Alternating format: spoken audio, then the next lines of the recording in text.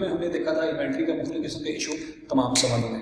आज हमारा जो मकसद है इन्वेंट्री के अलावा जो अगला हमारा पॉइंट है वो है accruals and pre payments. Accruals and pre payments वाले पॉइंट को हम आज क्लियर करेंगे इंशाल्लाह कि अक्रूवल्स एंड प्री पेमेंट अगर आ जाए सवाल में तो क्या करेंगे।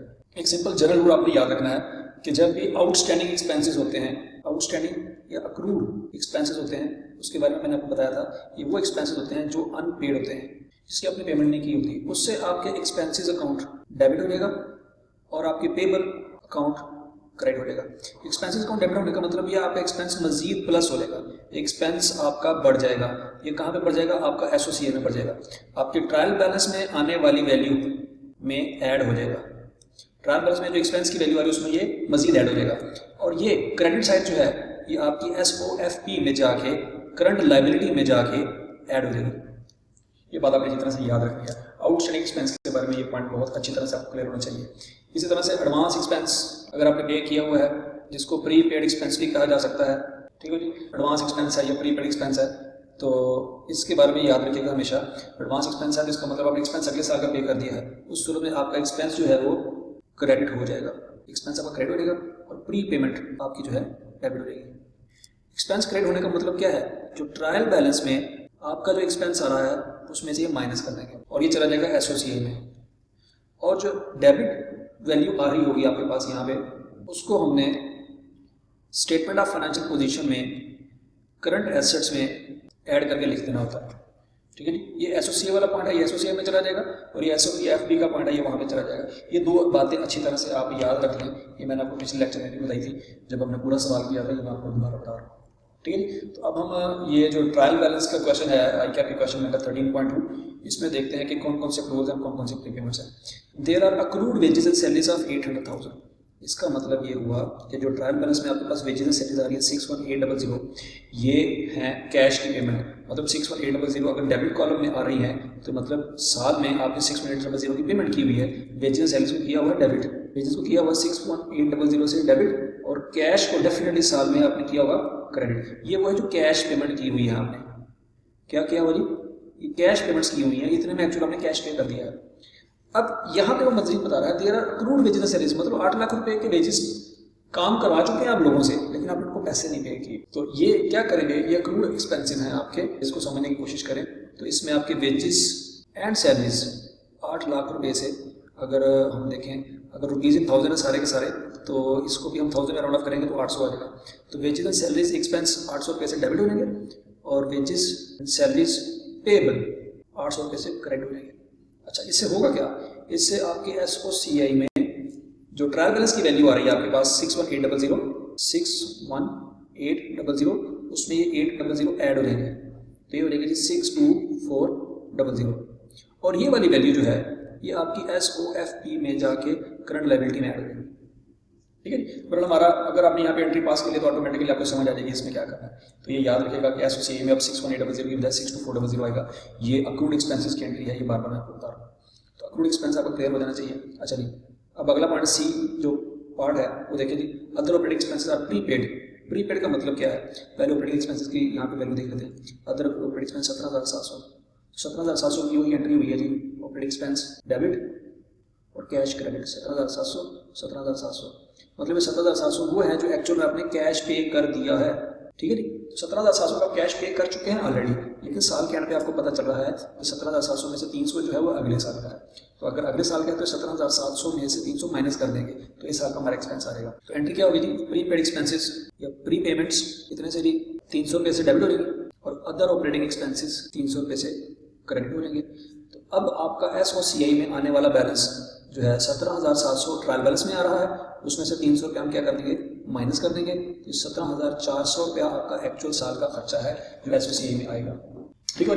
तो इसमें दो पॉइंट थे जी, एक प्रीपेड वाला था और एक अक्रूड वाला था, ये दोनों हमने क्लियर कर लिए। अब हम अगला सवाल देखते हैं।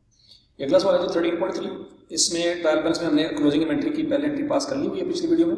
आज हम यहाँ पे अक्रूवल्स एंड प्री पेमेंट्स ढूंढते हैं। ये तो है डेप्रिसिएशन वाली एंट्री, बाद में देखेंगे। There are accrued wages and salaries of 140,000, तो यहाँ पे देखते हैं अक्रूड वेजेस एंड सैलरीज 523860। याद रखिए, मैं बार बार बता रहा हूँ, जो कैश जो ट्रायल बैलेंस में वैल्यू आ रही होती है ये वो वैल्यू होती है जो एक्चुअल में आपने कैश पे किया है।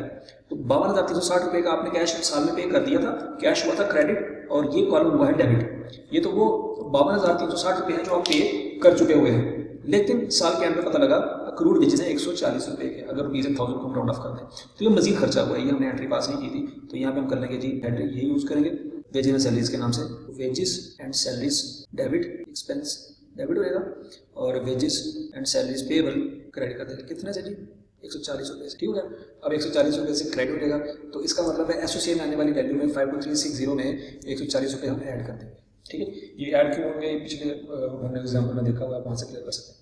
अच्छा जी, यहाँ पे भी ऑपरेटिंग एक्सपेंसेस हैं प्रीपेड, तो पहले ऑपरेटिंग एक्सपेंस यहाँ पे देख लेते हैं। अदर ऑपरेटिंग एक्सपेंस है 38,800 के, ये भी एक्चुअल कैश पेड है, एक्चुअल हमने कैश पे किया 38,800, हमें बाद में पता लगा कि हमने तो उसमें से 500 रुपया जो है वो अगले साल का पे कर दिया है, और कुछ अक्रूड एक्सपेंसेस है जो हमने कुछ पे करना था वो नहीं किया।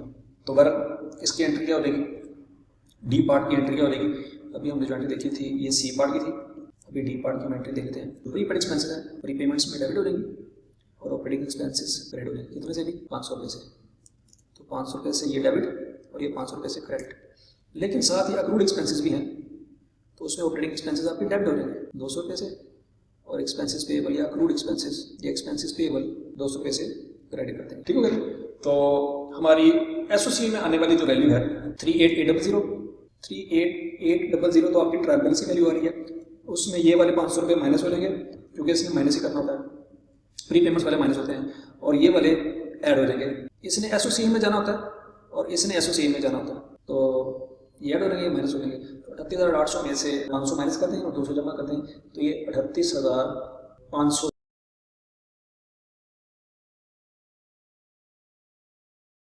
एक्सपेंसेस की जो फिगर है 52,360 है, तो 52,360 उसमें एक्सपेंस मजीद डेबिट हो रहा है 140 रुपये से, तो डेबिट कर देंगे तो 52,500 पूरा हो जाएगा, ये एसोसिएट में चला जाएगा, ठीक है जी। तो होपफुली आपको ये दोनों पॉइंट समझ आ गए होंगे। अगला क्वेश्चन देखते हैं, 13.4 है आई कैपिटल क्वेश्चन में। ये ट्रायल बैलेंस दिया हुआ है, हमने इसकी इन्वेंट्री की एंट्री देख ली थी। दूसरी एंट्री है प्लांट मशीनरी की डेप्रिसिएशन, वो बाद में देखते हैं। There are accrued distribution expenses of 7500। अक्रूड का मतलब ये है कि यहाँ पे जो डिस्ट्रीब्यूशन एक्सपेंसेस आ रहे हैं 1,16,000, ये एक्चुअल कैश पेमेंट की है आपने, तो ये कम है, हकीकत में खर्चा ज़्यादा हुआ है, 7,500 कम रिकॉर्ड हुआ पड़ा है। एंड प्रीपेड एडमिनिस्ट्रेटिव एक्सपेंसेस, फिलहाल तो डिस्ट्रीब्यूशन एक्सपेंसेस को ठीक करते हैं, तो डिस्ट्रीब्यूशन एक्सपेंसेस मजीद डेबिट हो रहेंगे, मजीद डेबिट हो रहेंगे कितना, किस अमाउंट से जी 7500 से, और एक्सपेंसेस पेएबल 7500 से क्रेडिट हो रहेंगे। पहला पॉइंट तो ये हो जाएगा। और दूसरा कौन सा है जी, prepaid administrative expenses. Administrative expenses 2,41,000, ये भी कैश पेमेंट है लेकिन ये ज़्यादा पेमेंट हो गई है, तो इसमें क्या करेंगे जी, प्री पेमेंट्स डेबिट और एक्सपेंसेस एडमिन एक्सपेंसेस जो है क्रेडिट कर देंगे। किस अमाउंट से जी 4,000 से, 4,000 से ये, 4,000 से ये। अब ट्रायल बैलेंस में आने वाले जो डिस्ट्रीब्यूशन एक्सपेंसेस हैं 116,000, 116,000, उसमें ये 7,500 मजीद ऐड हो जाएंगे, तो फाइनल फिगर जो ट्रायल बैलेंस में जाएगी 116,000 प्लस 7,500, 123,500, और प्री पेमेंट्स है 4,000 की। एडमिनिस्ट्रेटिव एक्सपेंस 241,000, उसमें ये 4,000 रुपया कम हो जाएगा क्योंकि एडवांस पेमेंट है, माइनस कर देंगे तो 237,000 आपका एसोसिएट में फाइनल फिगर जाएगी, ये एसोसिएट में चली जाएगी और ये भी एसोसिएट में चली जाएगी, ठीक है जी। इस सवाल में मतलब ये सी पॉइंट था, सी पॉइंट की हमने एंट्री पास कर ली, ये ए पॉइंट था, ये हमने पहले पढ़ा हुआ है, तो बी पॉइंट अभी रहता है हमारा। अब हम अगला क्वेश्चन देखते हैं, 13.5 क्वेश्चन है जी हमारा मारिया वाला, इसमें ट्रायल बैलेंस दिया हुआ है, हम यहाँ पे देखते हैं जी। हमने इन्वेंट्री की एंट्री पास कर ली हुई थी, rates paid in advance amounted to 250, तो रेट्स यहाँ पे जो वैल्यू आ रही होगी रेट्स की, डेफिनेटली ये रेट्स की वैल्यू है जी 1170, ठीक है जी।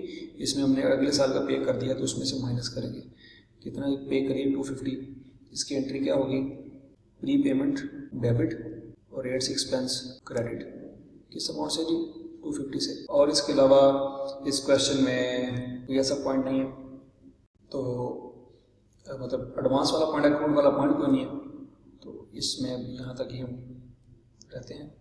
ये पॉइंट नंबर कौन सा जी, पॉइंट नंबर 2 है, ये पॉइंट नंबर 1 था और ये पॉइंट नंबर 2 है, ठीक हो गया जी। अब इसके साथ हम अपनी वीडियो ख़त्म करते हैं।